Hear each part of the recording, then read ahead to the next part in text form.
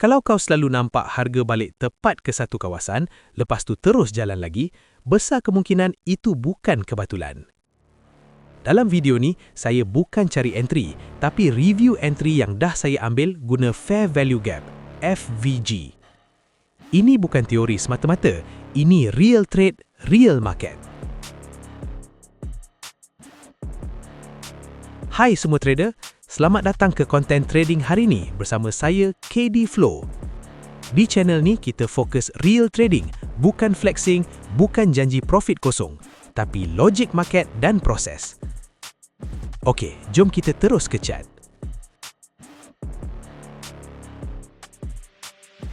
Sebelum cerita pasal FVG, kita tengok dulu konteks market. Struktur market masih bullish, ditandai dengan higher high dan higher low. Apa maksudnya? Bias utama kita masih buy, bukan main hentam sell. Ramai trader silap kat sini. Nampak satu candle merah je, terus panik dan tukar bias. Okey, sekarang kita fahamkan apa itu FVG. FVG terbentuk bila harga bergerak terlalu impulsif sampai wujud ketidakseimbangan harga. Biasanya ditunjukkan dengan 3 candle, di mana candle tengah bergerak kuat dan tinggalkan gap. Kenapa benda ni penting? Sebab institusi tak masuk full position pada satu harga. Mereka perlukan retracement untuk isi order yang belum sempat masuk. Sekarang kita masuk ke moment entry saya.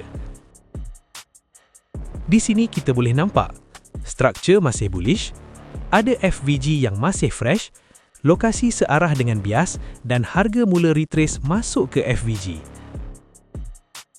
Di sinilah saya entry buy, bukan sebab feeling, tapi sebab logik dia ngam. Stop loss saya letak di bawah FVG atau structure low. Bukan main sempit, tapi masih masuk akal ikut structure. Sekarang posisi tengah floating. Dan dalam fasa ni, yang diuji bukan analisa, tapi mental. Kalau setiap candle merah buat kau gelisah, itu tanda kau belum percaya sepenuhnya pada plan sendiri. Market tak wajib terus bagi profit, yang penting belum langal sebab kita entry. Target profit saya bukan angan-angan.